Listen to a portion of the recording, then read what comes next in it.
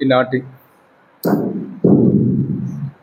దేవుని పూజలు ప్రత్యేకంగా ఈరోజు 6వ జన్మదినాన్ని జరుపుకుంటున్నటువంటి దేవకాన్స్ అర్చనార్పిటకి మంచి ఆరోగ్యములు, శాంతి సమాధానాలను, రాబోయేటువంటి రోజుల్లో ఆ బిడ్డకి మంచి ఉజ్వల భవిష్యత్తును దేవుడు దయచేయమని, కుటుంబ సభ్యులను దీవించమని, వారి కుటుంబంలో ఏవైతే ఉద్దేశములు ఉన్నాయో ఆ ఉద్దేశాలన్నీ కూడా ఫలింప చేయమని దేవుని పూజలు ప్రార్థించడము. అదేవిధంగా ఈరోజు ఇక్కడ మన మధ్యలోకి వచ్చినటువంటి ఈ కోడు వినోద్ కుమార్ను దేవుడు దీవించాలని, మరి ముఖ్యంగా ఆయన ప్రారంభించబోయేటువంటి పరిచర్యలో దేవుడి యొక్క అనుగ్రహాలు ఎల్లప్పుడూ కూడా తోడుగా ఉండాలని, వారికి తల్లిదండ్రులను, బంధుమిత్రులను, అన్నదమ్ములను, అక్కచెల్లెలను దేవుడు దీవిస్తూ తను చేసేటువంటి స్వార్థ పరిచర్యలో దేవుని యొక్క తోడ్పాటును అందించమని మనమందరం కూడా దేవుడితో ప్రార్థించడం. అదేవిధంగా ఎవరెవరైతే మన యొక్క ప్రార్థన సహాయం అడిగినారో వారందరి ఉద్దేశముల కోసము ఈ సమయంలో మనమందరం కూడా ఆ ప్రభువుని ప్రార్థించగలం. పరలోకమందున్న మా తండ్రి, మీ నామము పూజింపబడుగాక, మీ రాజ్యము వచ్చుగాక, మీ చిత్తము పరలోకమందు నెరవేరునట్లు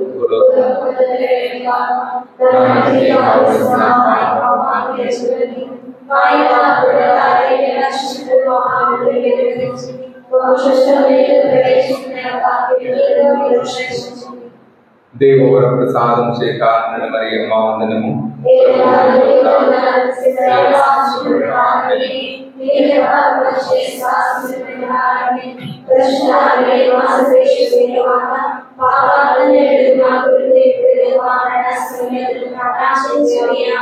పితా పుత్ర పవిత్రాత్మకు కలుగునుగాక.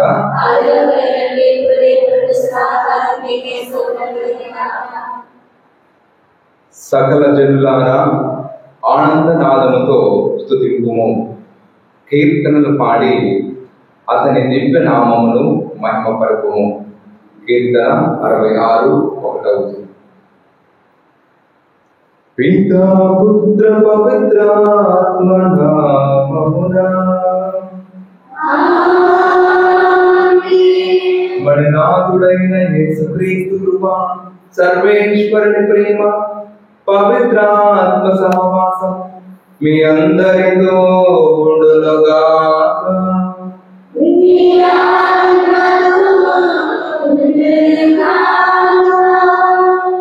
క్రీస్తునాథులందు మిగిలిన ప్రేమైన సహోదరి సహోదరులారా, నేడు మనమందరం కూడా పాస్కా కాలము 3వ ఆదివారంలోకి అడుగుపెడుతున్నాము.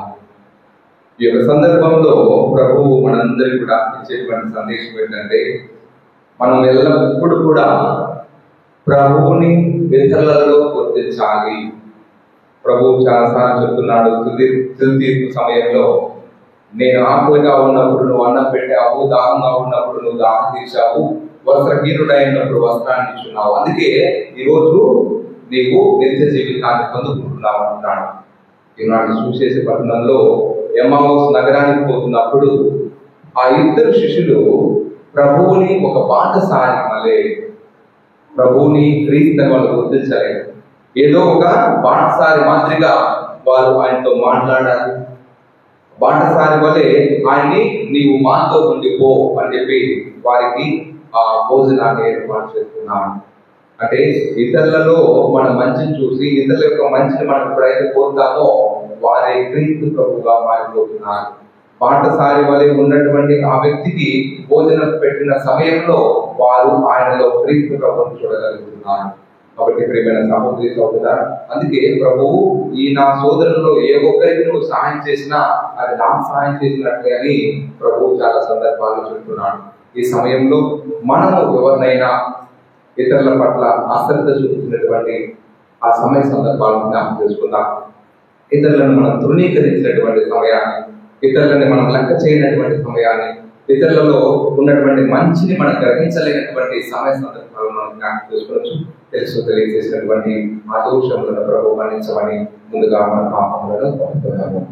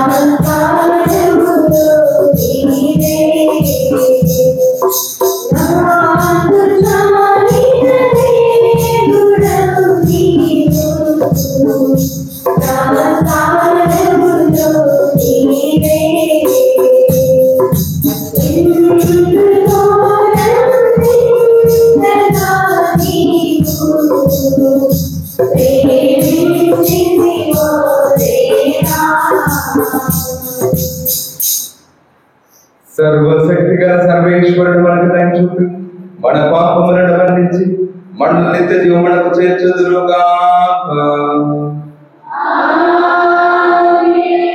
ప్రభువా దయ చూపుము, క్రీస్తువా దయ చూపుము, ప్రభువా దయ చూపుము.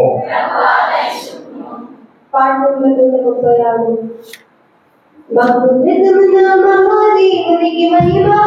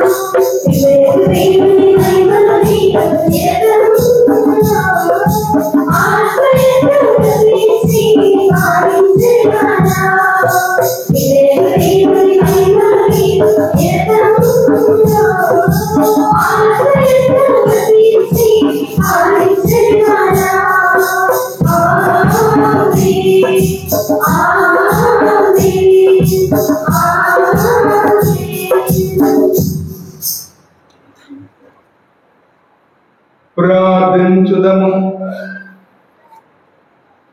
ప్రేమతో మమ్మందరించు సర్వేశ్వర, నీవు దయచేసిన ఆధ్యాత్మిక వరములతో నూతన ఉత్తేజమును పొందినమే నీ బిడ్డలుగా దత్తతా భాగ్యమును పొందితివని ఆనందించుతున్నాము. పునరుత్థానముకై స్థిర విశ్వాసముతోను సంతోషంతోను ఎదురు చూసు మాకు నిత్యానందమును ప్రసాదింపు. నీతోను పవిత్రాత్మతోను యుగ యుగములు జీవించు పరిపాలించు మా ప్రభువైన యేసుక్రీస్తు ద్వారా ఈ మనవి చేయుచున్నాము. జీవ కీర్తన మీరు చెప్పినారు, అయినను దేవుడు ఆయనను మృతుల నుండి లేపెను. మొదటి పట్టణము అపోస్తలుల కార్యములు 3వ అధ్యాయము 13 నుండి 15వ వచనం వరకు మరియు 17వ వచనం నుండి 19వ వచనం వరకు.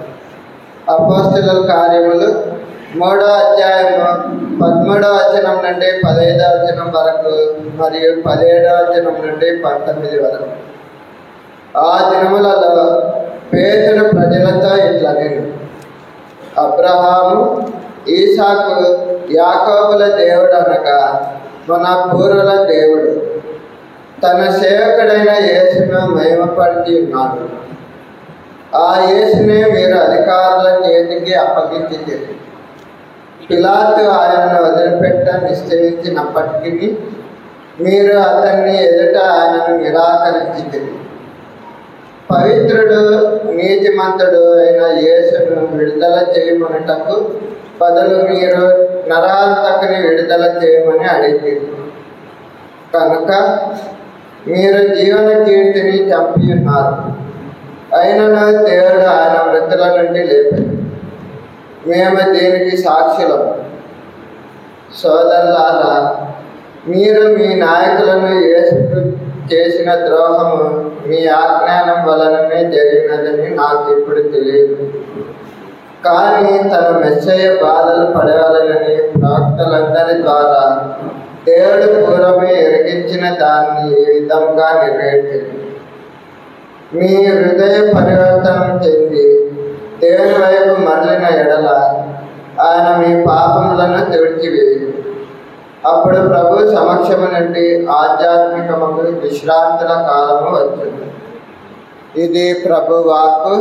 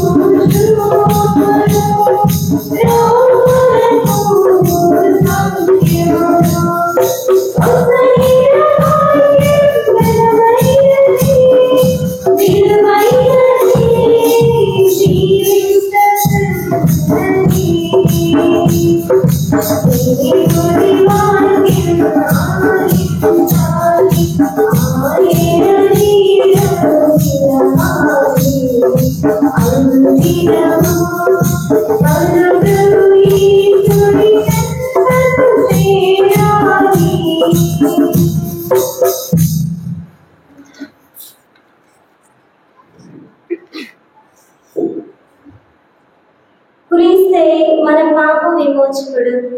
మనకే కాదు, మానవులందరి పాపములకు ఆయన విమోచకుడు. రెండవ వచనము పునీత యోహాను రాసిన మొదటి లేఖ 2వ అధ్యాయము 1వ వచనం నుంచి 5వ వచనం వరకు. మీరు పాపము చేయకున్నటకై నా చిన్న బిడ్డలారా మీకు ఇట్లు రాయిచున్నాను. కానీ ఎవరైనా పాపము చేసినచో మన కొరకు తండ్రి సమక్షమున న్యాయవాదిగా విన్నవించుటకు నీతిమంతుడు అగు యేసుక్రీస్తు మనకు కలడు. క్రీస్తే మన పాప విమోచకుడు. మనకే కాదు, మానవులందరి పాపములకు ఆయన విమోచకుడు. దేవుని ఆజ్ఞలకు మనము విధేయులమైనచో మనము ఆయనను గ్రహించుమనుట నిశ్చయము. కానీ ఎవరైనను నేను ఆయనను ఎరుగుదును అనొచ్చు ఆయన ఆజ్ఞలను మీరినచో అచ్చివాడు అసత్యవాది, వారిలో నిజము లేదు. కానా ఆయన వాక్కునకు ఎవడు విధేయుడుగునో అచ్చివాని యందు దేవుని ఎడల అతని ప్రేమ నిజముగా పరిపూర్ణమైనది. దీని వలన మనము ఆయన యందు ఉన్నామని తెలుసుకొనుచున్నాము. ఇది ప్రభు వాక్కు.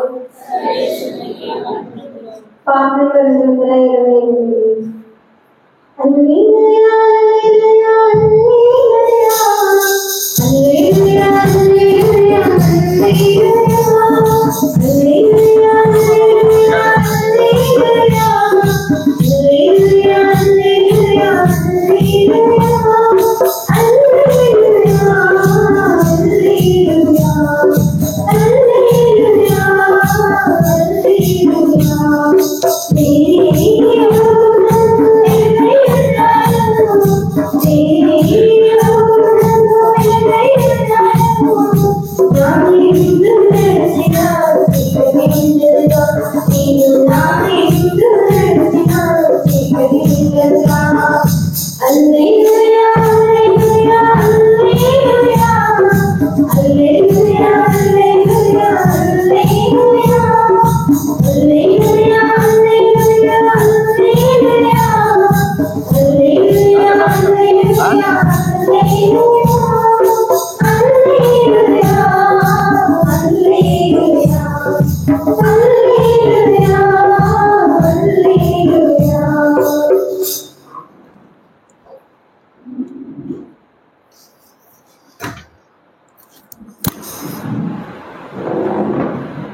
ప్రభు మీతో ఉందురుగాక. మీ ఆత్మతో ఉండుగాక. పునీత లూకా గారు రాసిన సువిశేషంలోని భాగము 24వ అధ్యాయము వచనములు 35 నుంచి 48 వరకు.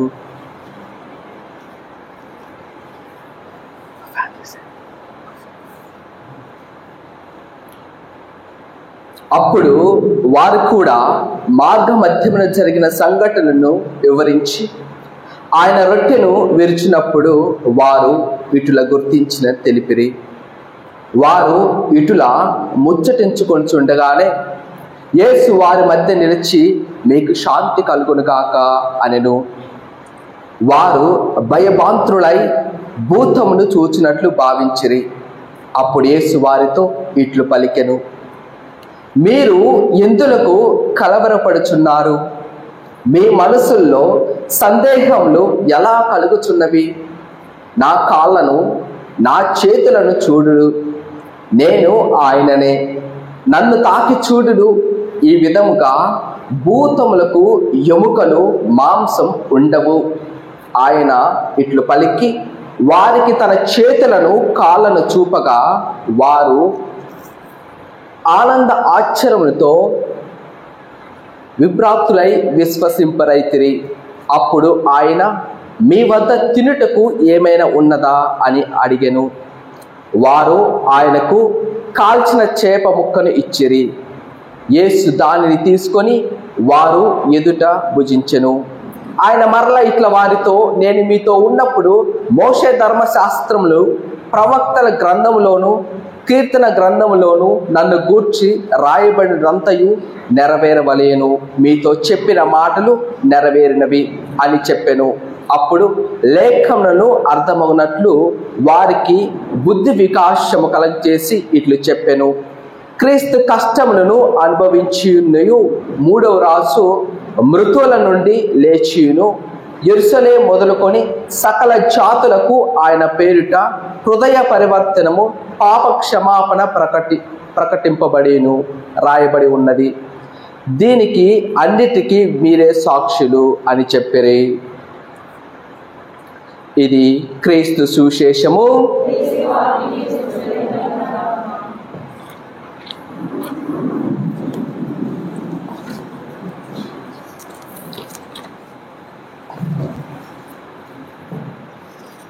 క్రీస్తువా వందనం, యేసువా వందనం, యేసువా వందనం. క్రీస్తునాథనందు మిక్కిలిగా ప్రేమించబడుతున్న నా ప్రియ అతి ప్రేమైన సహోదరి సహోదరులారా, అది కాదండి, ఒక నిజమైన క్రైస్తవుడు, ఒక నిజమైన క్రైస్తవురాలు ఏ విధంగా ఉండాలి? నీ బాధల్లో కానీ, కష్టంలో కానీ, దుఃఖంలో కానీ, వ్యాధిలో కానీ, సుఖంలో కానీ, ప్రయాణంలో కానీ, ప్రతి ఒక్క నిమిషంలో కూడా దేవుని మీద ఆధారపడి జీవించాలి. దేవునికి ఒక సాక్షులుగా నిలవాలి. ఏ విధంగా అయితే ఈరోజు ఎమ్మోస్ గ్రామానికి తన శిష్యులు కూడా యేసు గురించి తెలుస్తానే వాళ్ళిద్దరు కూడా యెరూషలేము ప్రాంతానికి వెళ్ళి వారు ఒక సాక్షుల్లాగా నిలబడుతున్నారు. మీరు ఎప్పుడైనా సమస్యలు, కష్టాలు అన్నప్పుడు కీర్తన గ్రంథము 116వ అధ్యాయము 1వ వచనం ఎవరన్నా? కీర్తన గ్రంథము 116వ అధ్యాయము 1. ప్రభు నా మొర విను కనుక నేను అతనిని ప్రేమింతును, అతడు నా విన్నపమును ఆలించును. 2వదమ్మా, నేను మొరపెట్టినప్పుడల్లా అతని జీవిత కాలం అంతా అతడి చెవికి ఆలించును. ఇక్కడ సువార్త పఠనము, ఈ కీర్తన గ్రంథము చాలా స్పష్టంగా చెప్తుందండి. ఏ విధంగా చెప్తుందంటే, ప్రభు నా మొర వినును కనుక నేను అతనిని ప్రేమింతుడు, అతడు నా విన్నపమును ఆలించును. నేను మొరపెట్టినప్పుడల్లా అంటే నేను దేవుని మీద ఆధారపడి జీవించినప్పుడల్లా కూడా, నేను ప్రార్థించినప్పుడల్లా కూడా అతడు చెవి వెగ్గి ఆలించును అని చెప్తున్నాడు అనమాట. అంటే ప్రతి ఒక్క కష్టం వచ్చినా, నష్టం వచ్చినా, వ్యాధి వచ్చినా దేవుడు మనతో తోడుగా నీడగా ఉంటాడని ఈరోజు అభయం ఇస్తున్నాడు. అదే విధంగా 3వ వచనం చదవడమ్మా. మృత్యు పాశములు నన్ను చుట్టుకొనెను, పాతాళ వేదనలు నన్ను చుట్టుముట్టెను, భయ విచారం నన్ను కమ్ముకొనెను. అప్పుడు నేను ప్రభువును మొరపెట్టి తిని, ఓ ప్రభు, ఓ ప్రభు నీవు నన్ను రక్షింపుమని నీవు రక్షింపు వేడుకొని. చాలమ్మా. ఇక్కడ చూడవచ్చు 4వ వచనము. అప్పుడు ప్రభు చెప్తున్నాడు, మృత్యు పాశం నన్ను చుట్టుకున్నా కానీ, అదే విధంగా శత్రువులు నా వెంబడి వచ్చినా కానీ నువ్వు భయపడవలదు, ఎందుకంటే దేవాతి దేవుడు నీకు తోడుగా నీడగా ఉంటాడు అని ఈరోజు అభయమిస్తున్నాడు. ప్రతి ఒక్క నిమిషం కూడా యేసుక్రీస్తు మన తోడుగా ఉంటాడు. ఎందుకంటే అతనికి అసాధ్యమైనది ఏమీ లేదు. ప్రతి ఒక్క దాని మీద అధికారం ఉంది ప్రేక్షకులారా.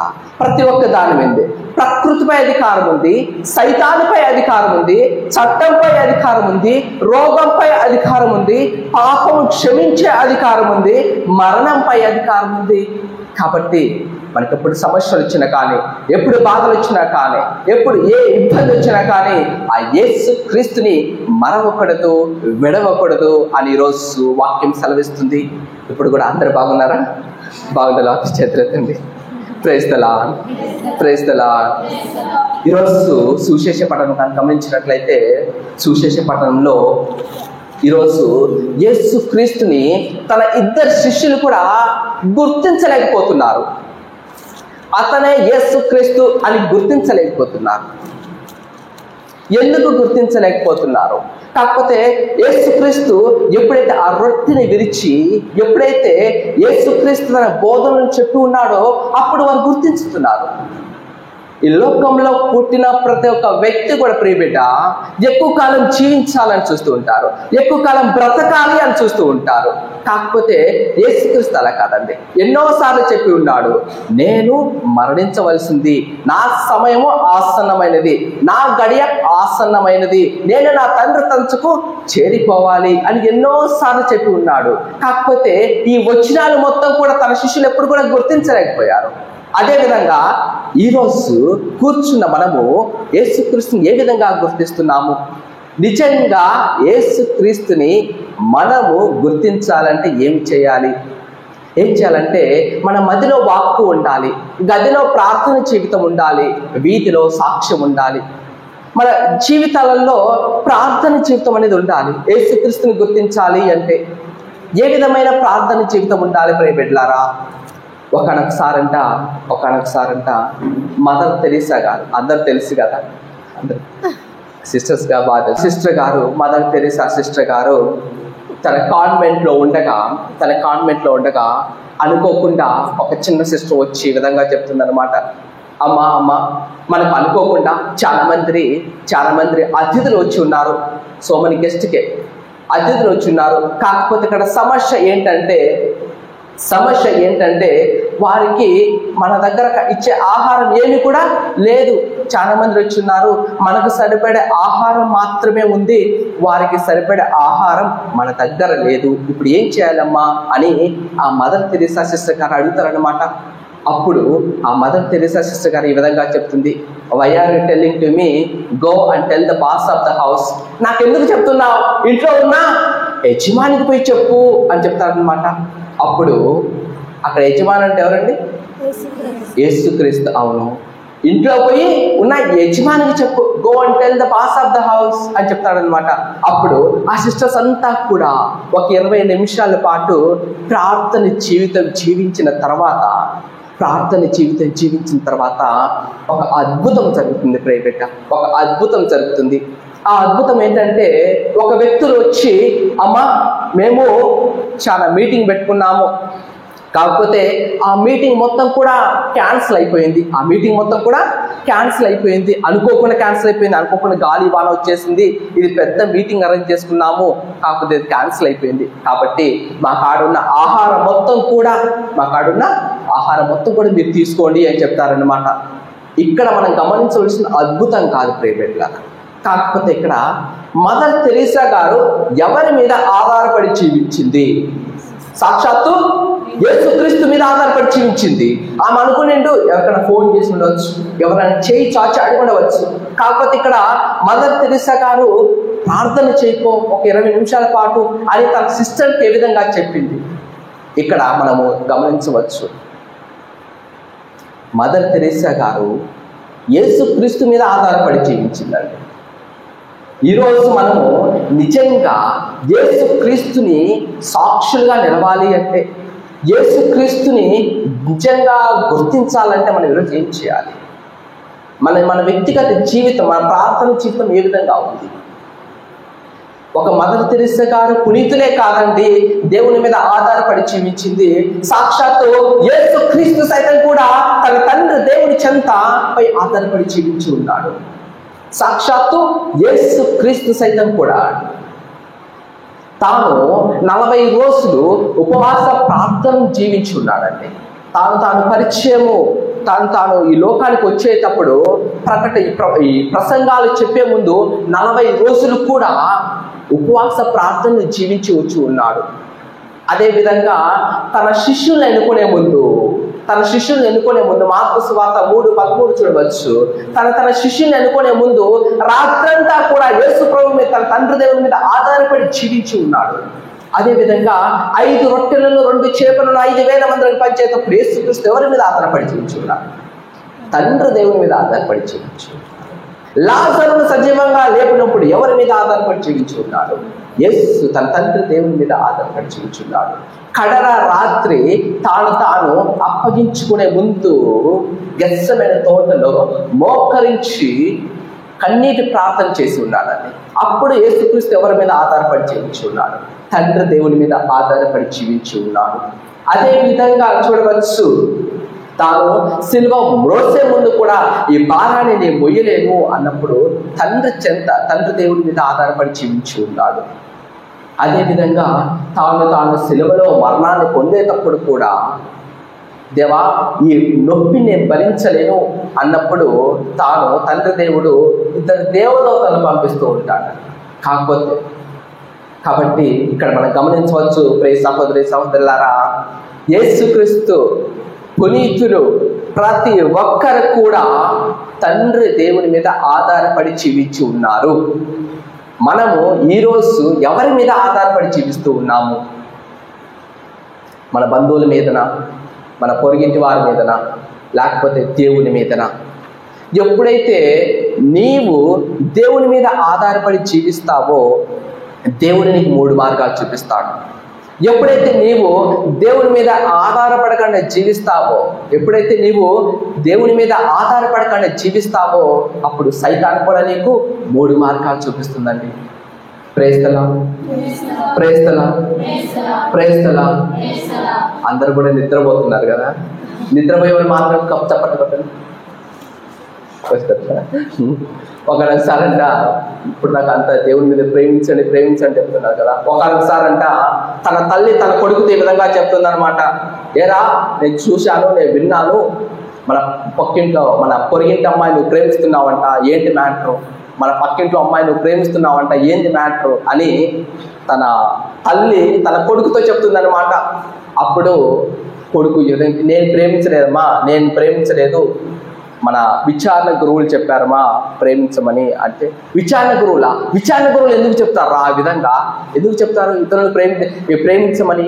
అంటే అవునమ్మా, పోయిన వారం గుడికి వెళ్ళినప్పుడు నీ వలే నీ పొరుగు వారిని ప్రేమించమని చెప్పాడు, అందుకే మన పక్కింటి అమ్మాయిని నేను ప్రేమిస్తున్నాను అని చెప్పాడు అనమాట. ప్రేమించమంటే పక్కింటి వారిని పొరిగింటి వారిని ప్రేమించమని చెప్పడం కాదు ప్రేమిలారా. ఆ వాక్యులను ఎవరైతే మనకన్నా తక్కువ ఉన్న వర్గం ఉన్న వారిని, ఎవరైతే మనకన్నా మన వారిని ప్రేమించమని చెప్పేది. కాకపోతే ఇక్కడ ఎప్పుడైతే నువ్వు దేవుని మీద ఆధారపడకుండా జీవిస్తావో అప్పుడు సైతాను నీకు 3 మార్గాలు చూపిస్తుందండి. ఆశ, ఆకర్షణ, అబద్ధము. ఈ 3 ఉన్న వ్యక్తి బాగుపడినట్టు చరిత్రలో లేదండి. కాబట్టి ఈ 3 కూడా వదిలిపెట్టాలి అంటే నువ్వు దేవుని చెంతకు చేరాలి.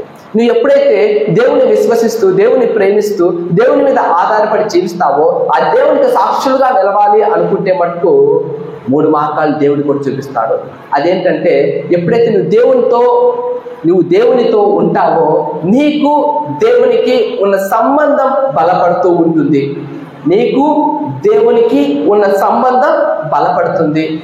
అదేవిధంగా రెండోదిగా నీవు పాపానికి త్రావు ఇవ్వవు.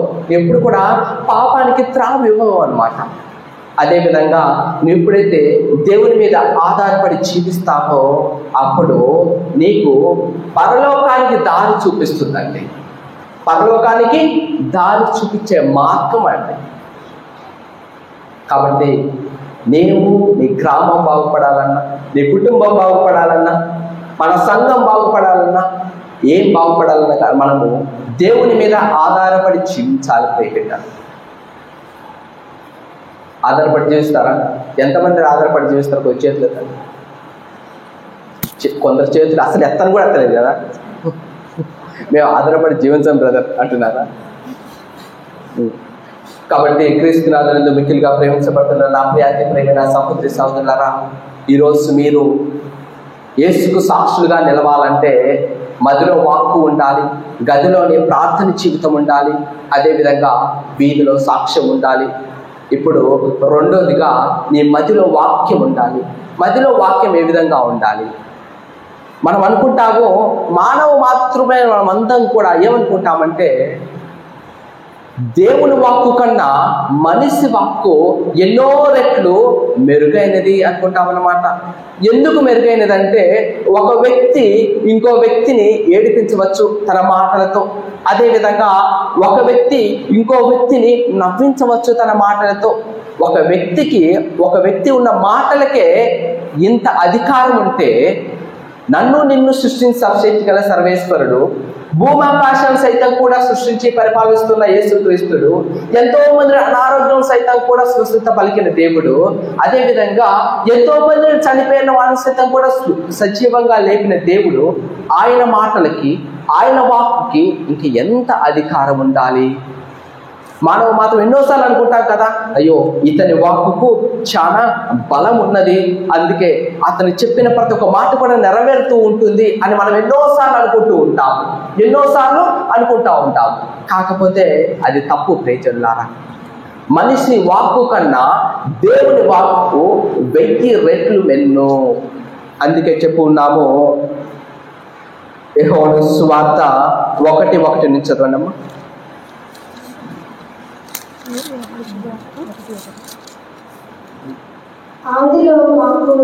ఆదిలో వాక్కు ఉండెను,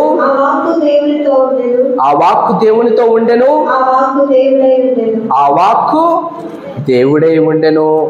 చూడండి, మా ప్రొఫెసర్ చెప్పేవాడు, మా థియాలజీలో చదివేటప్పుడు, ఈ ప్రపంచంలో ఉన్న బైబిల్లో మొత్తం కూడా కాల్చివేసినా కానీ, తర్వాత కూడా ఈ ప్రపంచంలో ఉన్న క్రైస్తవులంతా కూడా లేకపోయినా కానీ, ఈ ఒక్క వాక్యం ద్వారా బైబిల్ మొత్తం రాయొచ్చంట.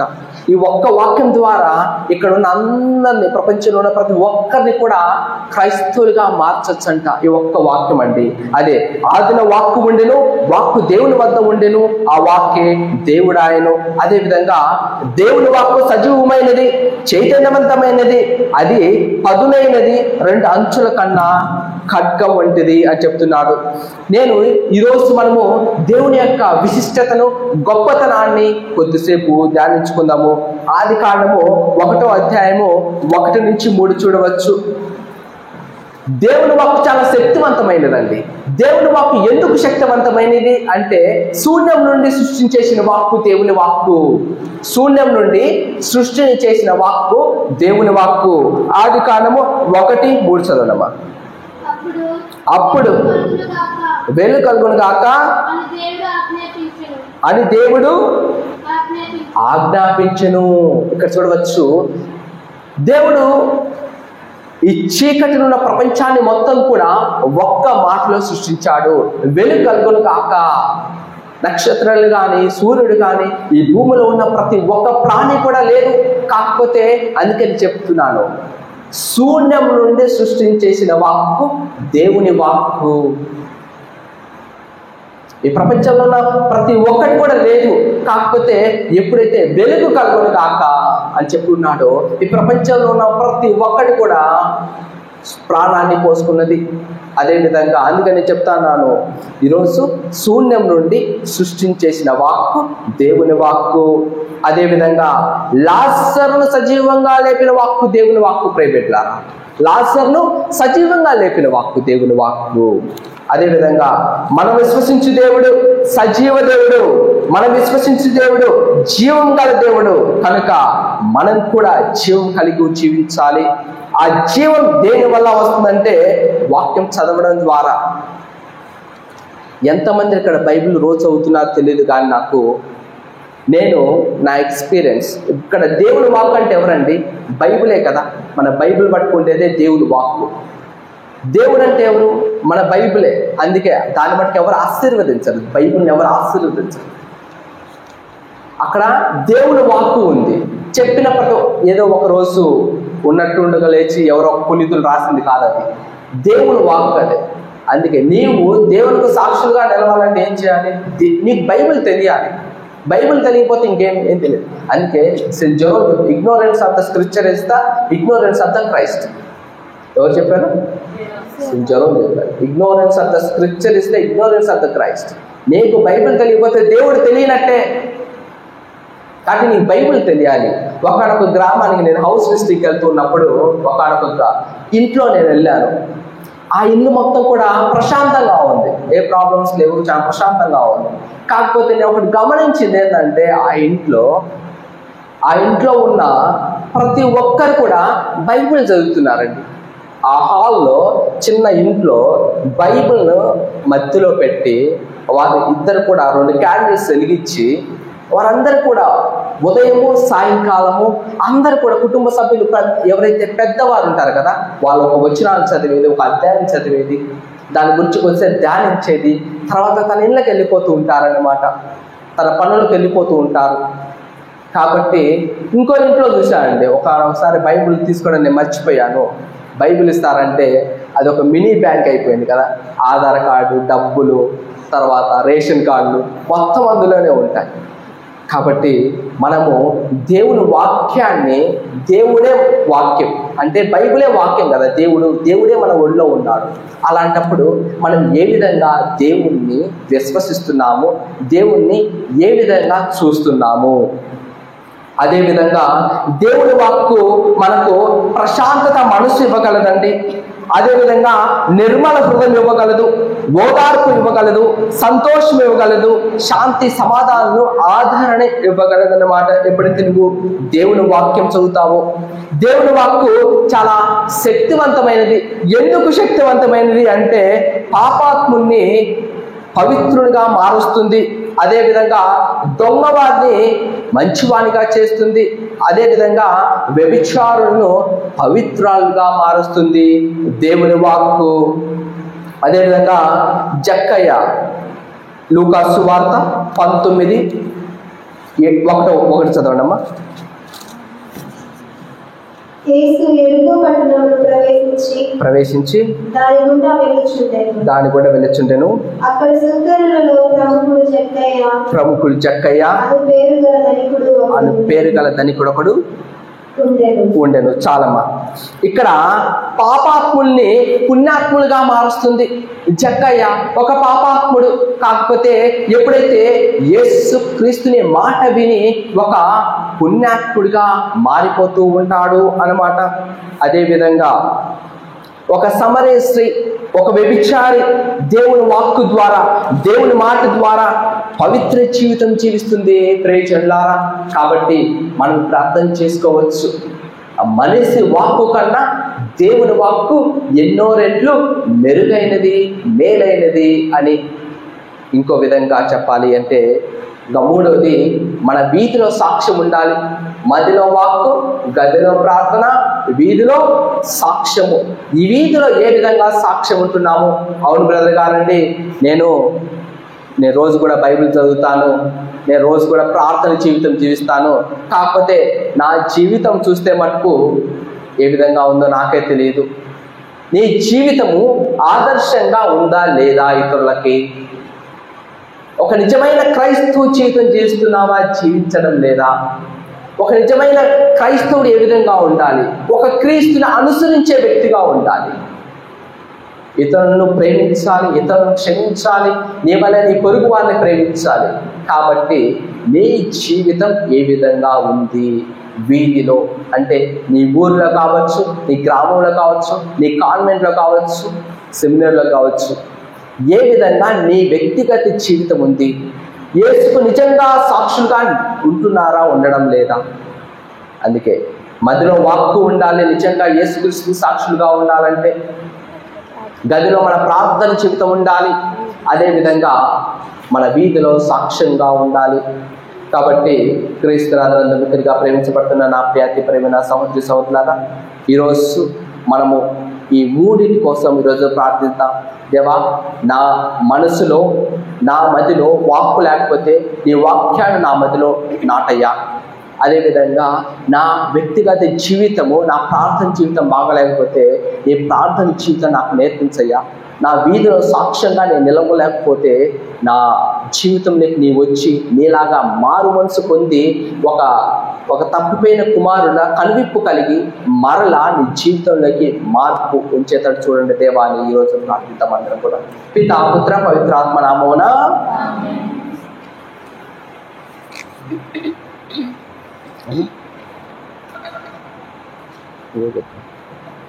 అందరూ కలిసి విశ్వాస ప్రమాణాలను ప్రకటించుతాము. పరలోకములో భూలోకములో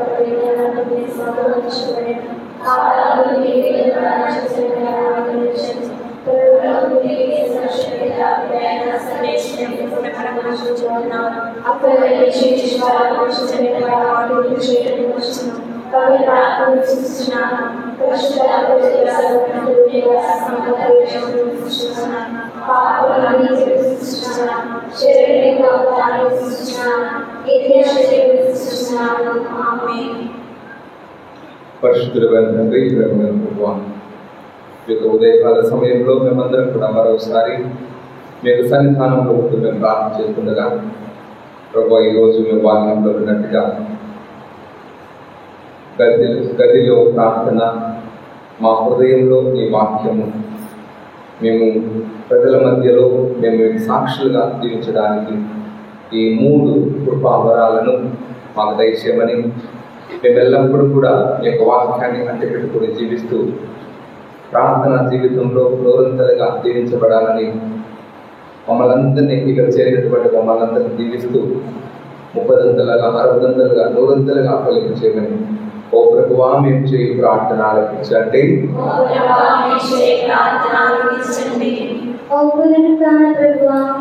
సకల కథోలిక విశ్వాసులకు మంచి కాపరిగా ఉన్న మా ఫ్రాన్సిస్ పోపు గారిని మమ్ము వెలుగు వాటిలో నడిపిస్తున్న మా ప్రియ పీఠాధిపతులు, మా గురువులు, మాకై అనునిత్యము ప్రార్థిస్తున్న మనవాసులు మీ పరిశుద్ధాత్మ వరాలతో నింపి ప్రభుని సువార్తను చక్కగా ప్రకటింపకావలసిన శక్తి యుక్తులను, ఓర్పు నేర్పులను, చక్కని ఆధ్యాత్మికతను వారికి ప్రసాదించమని ఓ ప్రభువా మా ప్రార్థన ఆలకించండి.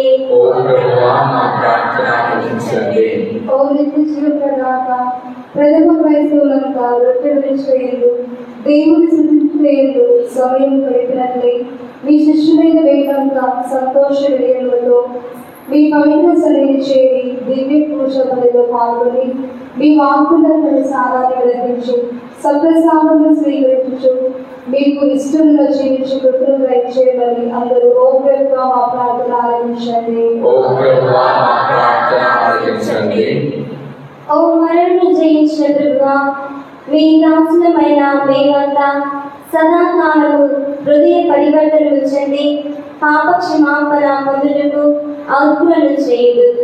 మా జీవిత ప్రయాణంలో ఈ లోక సుఖాలను ఎండ మాగుల వైపు పరిగెత్తగా చీకటి పనులకు చెడులకు దూరంగా ఉంటూ మీ శరణ చూచి మీ నీడలో మీ శాంతిని సమృద్ధిగా పొందు విశ్వాసులుగా మమ్ము దీవించమని ఓ ప్రభువా మా ప్రార్థన ఆలకించండి. ఓ నిత్య జ్యోతి అయిన ప్రభువా, మా భారతదేశములు, మా దేశ ప్రజలను, మా దేశ రాష్ట్ర నాయకులను, ప్రభుత్వాధికారులను, స్వచ్ఛంద సేవ సంస్థలను, మీ కాపుదలలో నుంచి వారందరినీ ఆయు ఆరోగ్యములతో సుఖశాంతులు దీవించి కాపాడండి. వారు పేదల అనగాని వర్గాల మహిళల సంక్షేమలపై కృషి సలుపునట్లు వారిని చైతన్యపరచమని అందరూ ఓ ప్రభువా మా ప్రార్థన ఆలకించండి. ఓ యువకుల ప్రియ స్నేహితుడా, మా సంఘంలోని యువతీ యువకులను సకల అపాయం నుండి సకల చెడు పోకడాల నుండి సంరక్షించుడు. వారెల్లప్పుడూ తమలో ఉన్న అంతరంగిక ఆధ్యాత్మిక శక్తిని గ్రహించి చక్కని మానవ విలువలతో మంచిని పెంచుతూ దైవరాజ్య స్థాపన చేయు బిడ్డలుగా వారిని తీర్చిదిద్దమని ఓ ప్రభువా మా ప్రార్థన ఆలకించండి. ఈ సమయంలో మనమందరం కూడా ప్రత్యేక విధంగా మన మనసులో దాచినటువంటి ఆ ఉద్దేశాల కోసము ఆ ప్రభువుని ప్రార్థించుతాము.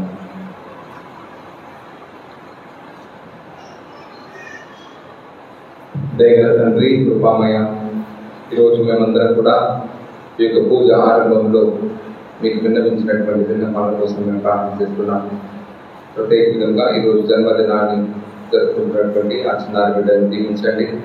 ఆ బిడ్డకు మంచి ఆరోగ్యమును, శాంతిని, సమాధానము రాబోయే రోజుల్లో ఆ బిడ్డ మంచి జ్ఞానంతో నింపబడాలని, తమ తల్లిదండ్రులకు మంచి పేరు తెచ్చిపెట్టేటువంటి బిడ్డగా ఆశీర్వదింపబడాలని, మరి ముఖ్యంగా వారి యొక్క కుటుంబ ఉద్దేశాలను కూడా ఫలింప చేయమని ప్రభావితం చేసినటువంటి మమ్మల్ని అందరూ కూడా ఆశీర్వదిస్తూ ఎల్లప్పుడూ కూడా మేము సాక్షులుగా జీవించడానికి మా యొక్క విచారణ యొక్క అభివృద్ధిలో మరి ముఖ్యంగా ఆధ్యాత్మికంగా మేము రోజు రోజుకు ఫలింప చేయమని, అలనాడు ఆది క్రైస్తవులు ఏ విధముగా అయితే రొట్టె విరుచుట ఎందును, వాక్యం వినుట ఎందును, వారి సహవాస జీవితం ఎందును, ప్రార్థించుట ఎందును వారందరూ కూడా కలిసి మెలిసి జీవించున్నారు. ఆ విధంగా మేము ఎల్లప్పుడూ కూడా ఆది క్రైస్తవులను ఆదర్శంగా తెచ్చుకొని మేమందరం ఇతరులకి ఆదర్శంగా ఉండేటువంటి వ్యక్తులుగా మమ్మల్ని అందరినీ పంచమని మా మనకి మన నామైనటువంటి యేసుక్రీస్తు నామములో అడిగి వేడుకుంటున్నాము తండ్రి.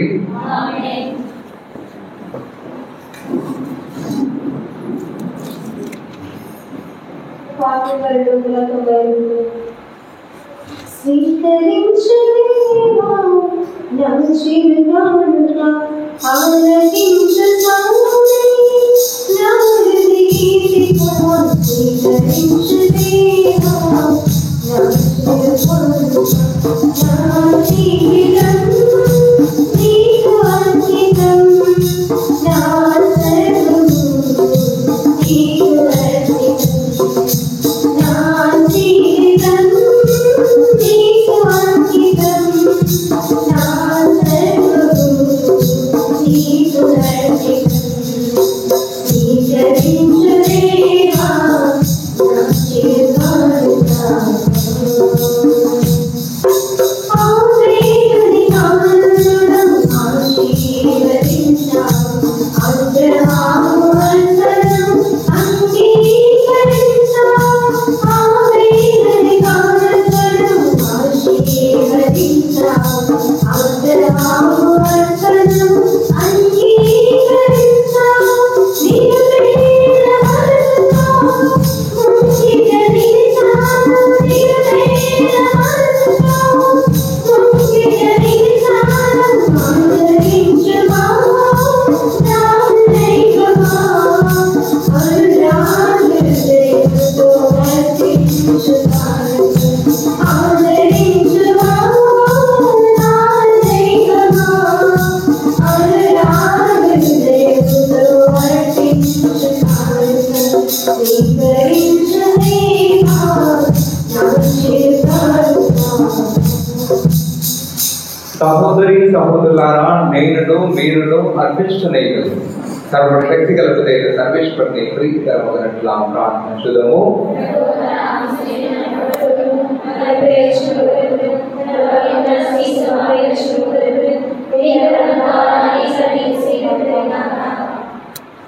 ఓ ప్రభువా, ఆనందభరితమైన నీ శ్రీసభ అర్పణలను స్వీకరింపము. ఈ ఆనందములకు ఆధారమైన నీ కుమారుడి పాస్కా పరమ రహస్యములను ఈ బలిలో యోగ్యమైన విధముగా కొనియాడబడి స్వర్గంలో నిత్య ఆనందమును అనుభవించినట్లు దయచూపుము. మా ప్రభు అయిన క్రీస్తు ద్వారా ఈ మనవి చేయుచున్నాము. ప్రభు మీతో ఉండునుగాక.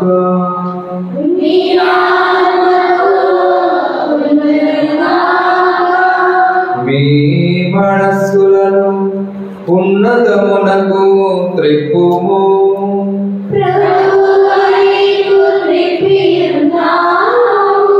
మన దేవుడైన ప్రభువునకు కృతజ్ఞత తెలుపుదాము.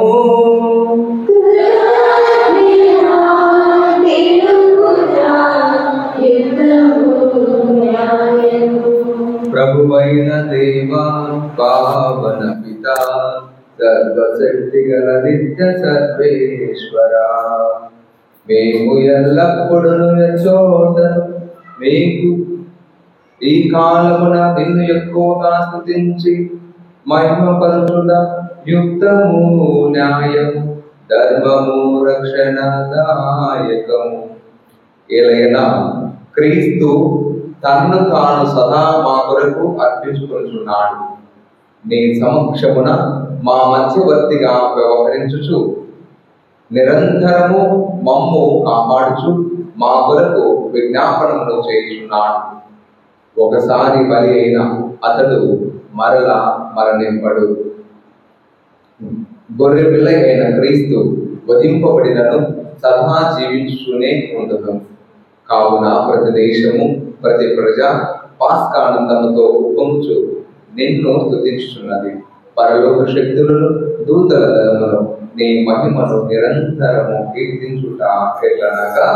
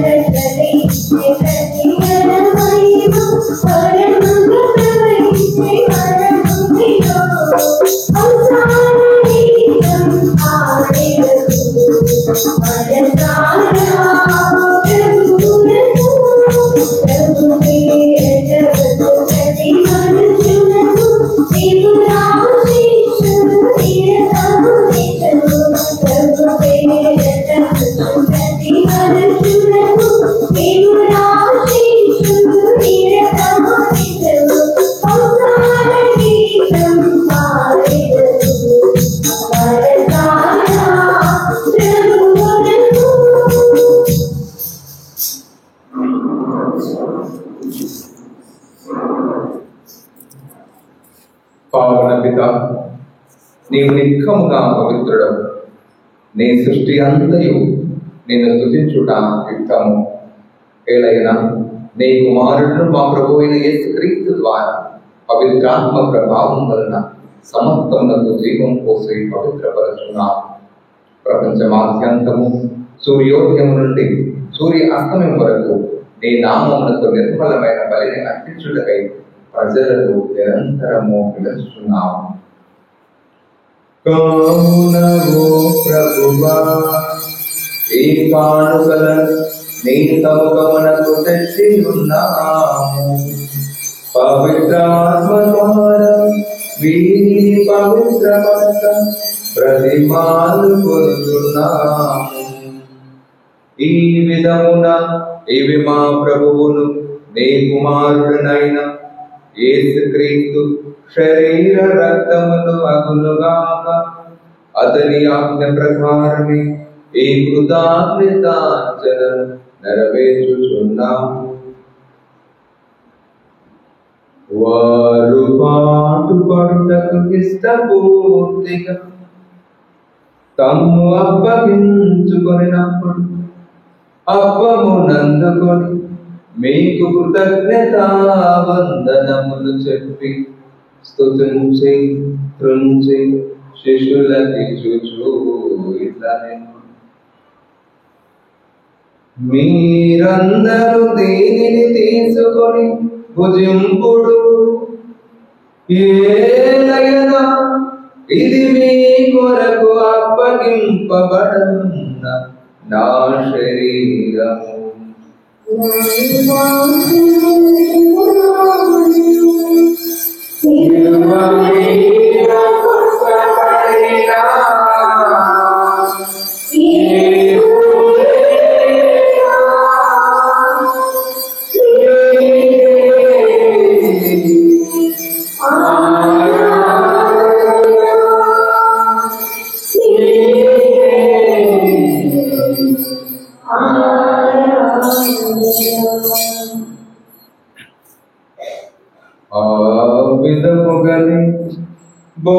భోజనానంతరం పాత్రమునందుకొని మరల మీకు కృతజ్ఞతావందనములు చెప్పి స్తుతించి శిష్యులకి చూచు ఇట్లనే,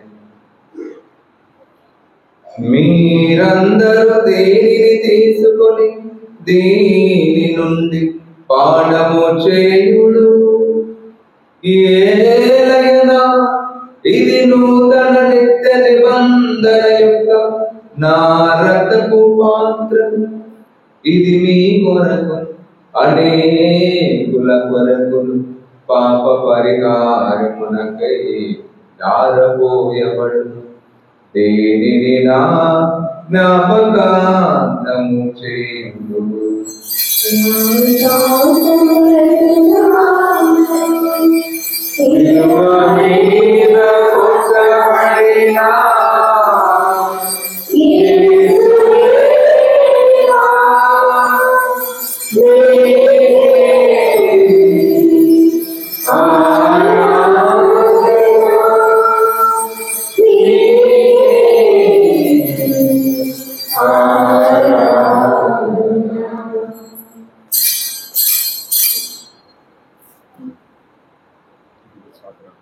ఇది విశ్వాస హర్షము.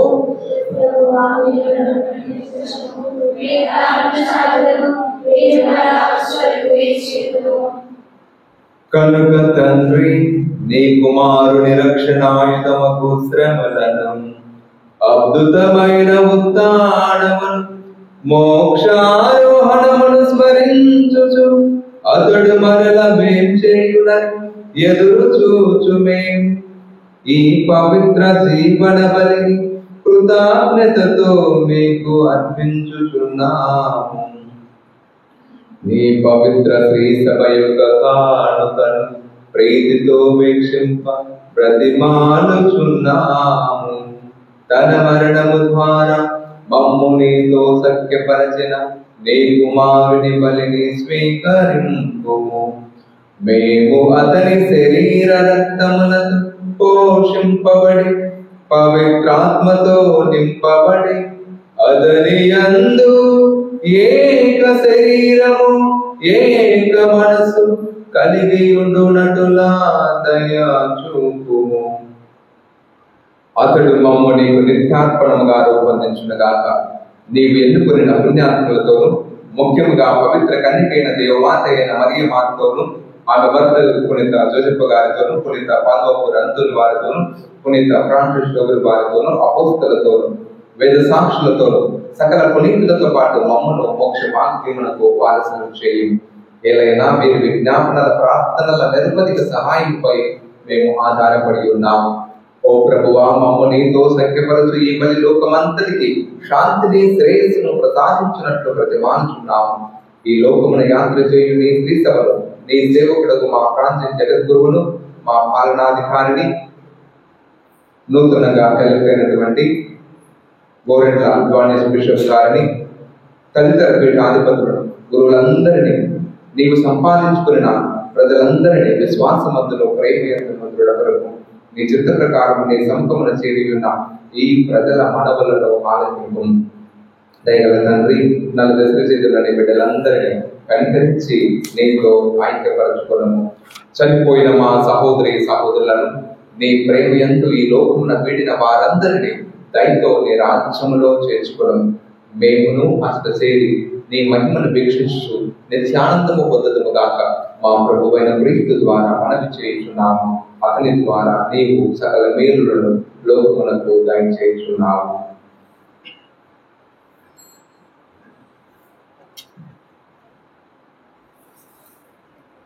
క్రీస్తు ద్వారా క్రీస్తుతో క్రీస్తునందు సర్వశక్తి గల పితయైన సర్వేశ్వర పవిత్రాత్మతో ఏకమైందు మీకు యుగ యుగములు గౌరవ మహిమలు కలుగును గాక.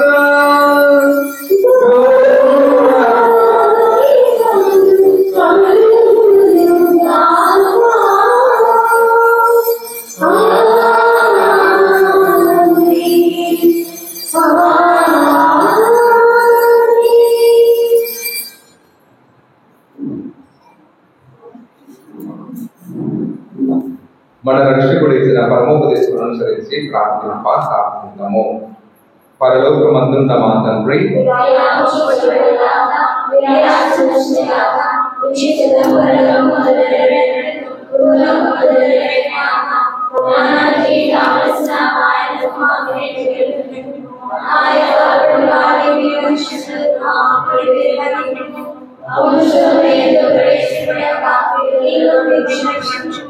ప్రభువా అన్ని కీడుల నుండి మమ్మల్ని రక్షింపుము. మా ఈ రోజుల్లో మాకు శాంతిని ప్రసాదింపు. మీ దయానుగ్రహం వలన మేము పాపం నుండి విముక్తులమై అన్ని కలతల నుండి సర్వదా కాపాడము. మేము మోక్షానందమును మా రక్షకుడైన యేసు క్రీస్తు ఆగమను నిరీక్షించుచుందము.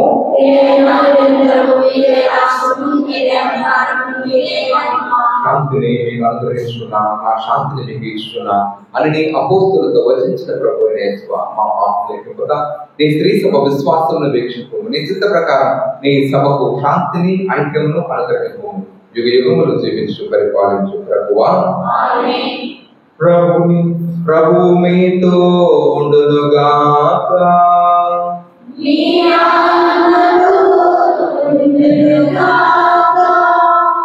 ఒకరికొకరు సమాధానం తెలుపుకుందాము.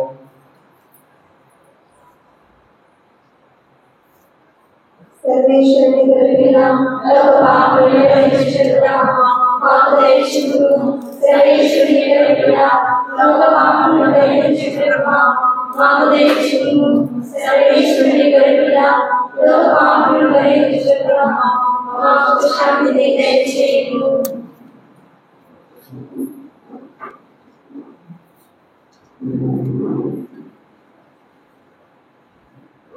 ఇదిగో సర్వేశ్వరుని గొర్రెపిల్ల, ఇదిగో లోకం యొక్క పాపలను పరిహరింపవలసినటువంటి క్రీస్తు ప్రభువు.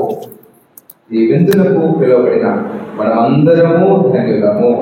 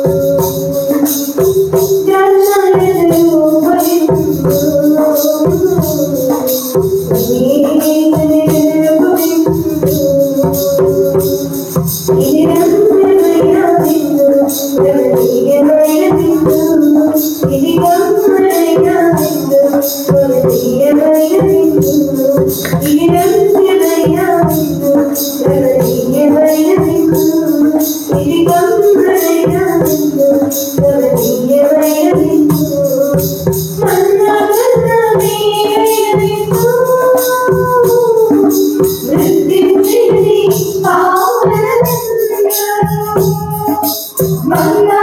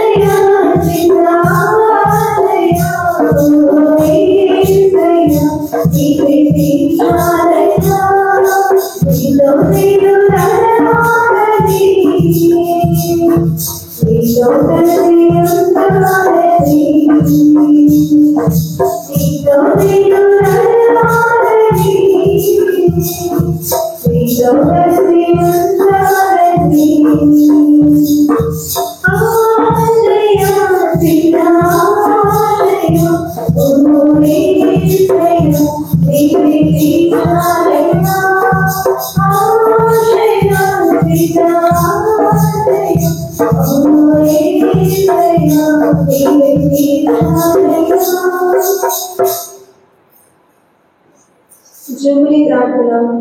పరలోకమందున్న మా తండ్రి, నీ కుమారుడు మా సోదరుడైన యేసుక్రీస్తులో నీవు మాకు ప్రసాదించిన విశ్వాసము పవిత్రాత్మ ద్వారా మా హృదయాలను తగ్గించిన ప్రేమ చాలా రానున్న నీ రాజ్యమునకై మాలో దివ్యమైన నిరీక్షణను నెలకొల్పునుగాక. నీ కృపతో మమ్మలను సువార్త విత్తనములను వెలచుటకై చురుకైన వ్యవసాయకులుగా రూపొందించండి.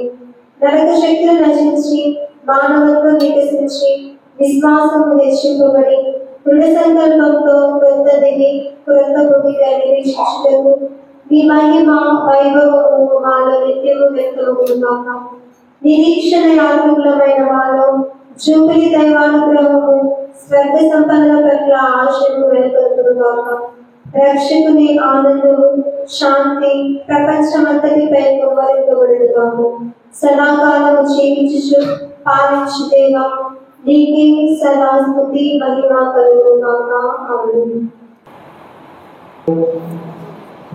ఓ ప్రభువా, నీ ప్రజలను దయతో వీక్షింపుము. పాస్కా పరమ రహస్యముల ద్వారా నీవు ప్రీతితో నూతనీకరించిన తమ దేహములతో నీ ఉత్థాన మహిమలో భాగమును పొందుదురుగాక. మా ప్రభువైన క్రీస్తు ద్వారా ఈ మనవి చేయుచున్నాము. ప్రభు మీతో ఉండునుగాక.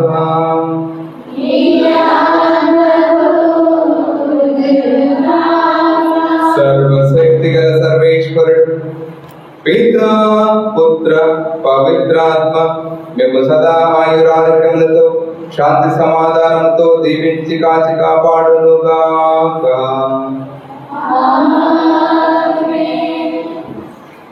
పూజ సమాప్తమైనది. సమాధానంతో వెళ్ళము. హల్లెలూయా హల్లెలూయా.